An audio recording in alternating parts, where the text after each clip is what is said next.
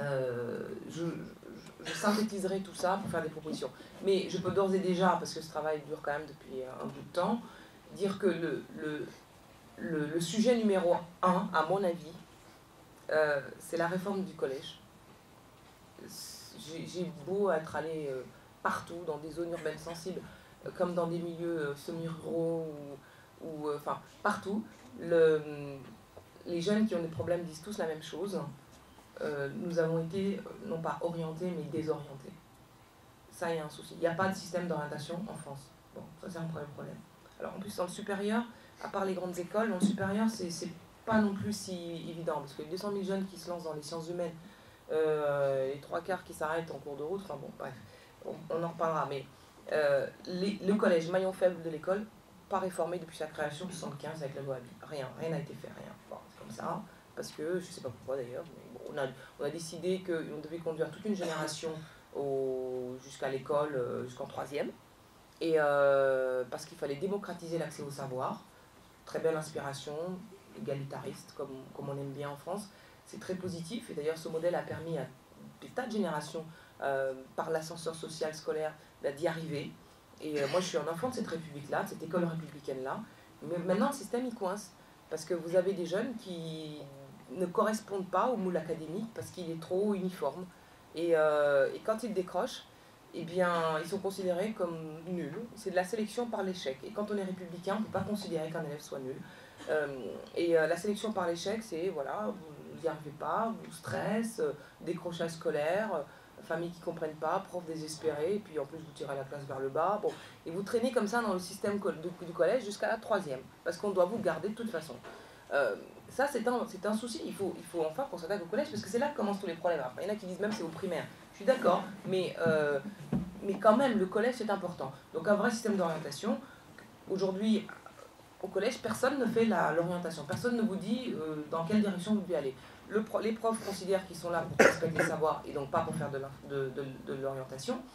Ceux qui sont censés en faire, c'est-à-dire les conseillers d'orientation psychologique, sont des psychologues qui ont fait 5 ans de psychologie, donc qui ne connaissent pas le marché du travail, les entreprises, etc. Donc qui envoient des enfants dans telle ou telle direction, qui correspondent à leur niveau scolaire, sans tenir compte de leur talent ou de leurs aspirations, de leur goût. Donc en fait, il n'y a personne qui oriente.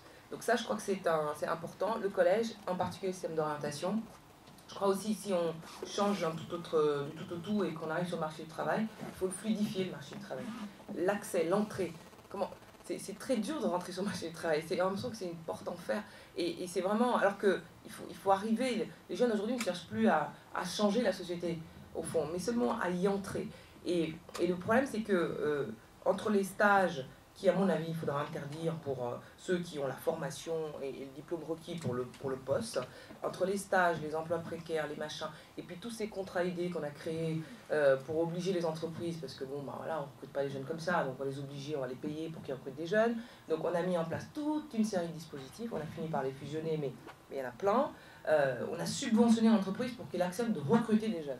Ça, il faudrait que les entreprises prennent leur part de formation. On ne peut pas attendre de l'école républicaine qu'ils lui fournissent clé en main des élèves qui se mettent juste derrière le poste de travail, ils sont capables de tout faire comme s'ils avaient 20 ans d'expérience. C'est pas possible. À mon avis, il faut faire comprendre aux entreprises qu'ils doivent prendre leur part dans la formation.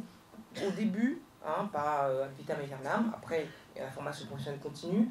Il faut aussi considérer il faut qu'on arrête aussi avec la formule qui consiste à dire qu'on peut sortir de l'école sans diplôme, sans formation. Je ne peux pas croire qu'un jeune ne puisse rien faire.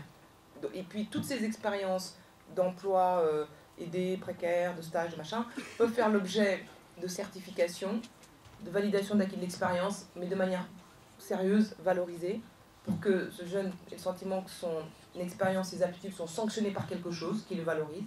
Ça, je crois aussi que c'est très important. Et puis je crois qu'il faut qu'on... C'est un peu banal de le dire, mais il faut qu'on rompe ce cloisonnement entre l'école et l'entreprise. Ça, c'est plus possible. Entre l'université et l'entreprise.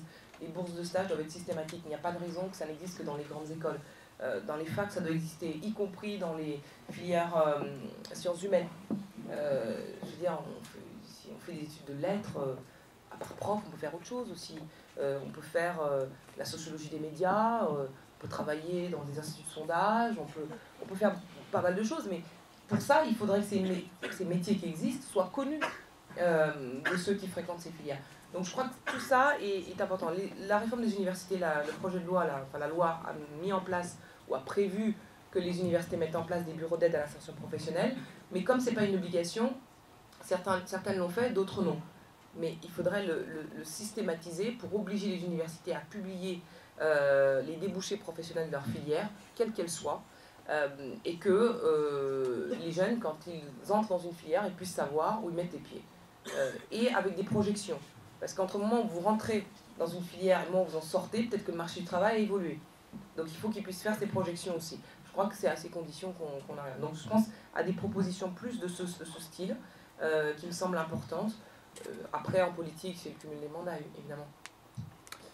Alors, on va passer maintenant aux questions des étudiants. Donc, celles ou ceux qui désiraient poser une question à notre invité, n'hésitez pas à lever la main et à regarder ceux qui ont le micro.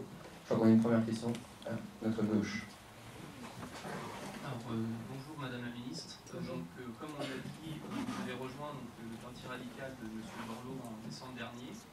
Néanmoins, ne pensez-vous pas que d'être encore affilié à l'UMP soit contre-productif? Non, pour l'instant, non. On va décider ce qu'on va faire avec l'UMP dans quelques semaines, en fonction de l'évolution des relations et de la politique. Non, parce qu'en fait, le parti radical est un parti associé à l'UMP. C'est pas le cas, par exemple, du Nouveau Centre, d'Hervé Morin ou d'autres partis comme ça. C'est un parti associé. Vous prenez votre carte au parti radical, automatiquement, vous l'avez à l'UMP, double cotise. C'est comme ça. Bon. Donc, je crois qu'ils ont arrêté ce système l'année dernière, mais ça a longtemps été comme ça. Et l'UMP, enfin, moi, j'ai pas quitté l'UMP parce que je veux pas quitter l'UMP pour l'instant, enfin, tant que on a la possibilité d'apporter ces idées aussi, parce que je ne me prive pas de faire sur les débats en cours.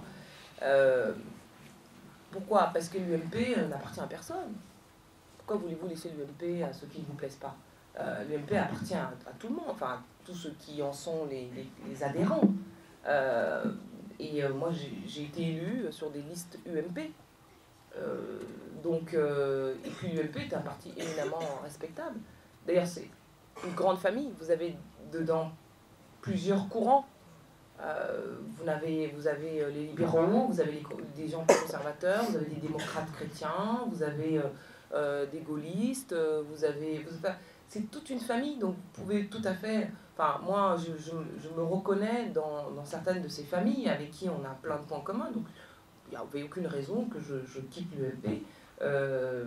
Et par ailleurs, on est associés. Les élus radicaux, par exemple, ils ont été élus avec l'UMP. Les maires, il y a des maires... Enfin, il y a des maires, moi, avant, quand je faisais pas très attention, c'était très difficile de voir si la personne était UMP ou radicale, parce que ce qu'on voit, c'est d'abord UMP, et puis vous grattez un peu, vous voyez qu'il est radical, en fait. Et il y a des sénateurs comme ça, des députés, des maires. Donc, pour l'instant, il n'y a pas de raison. L'UMP appartient à tout le monde, donc je trouve tout à fait légitime de pouvoir en être membre, tout en affirmant une singularité avec le parti radical sur certains sujets qui me tiennent à cœur, comme la question de la laïcité, la question de l'éducation, les fondamentaux du radicalisme en fait.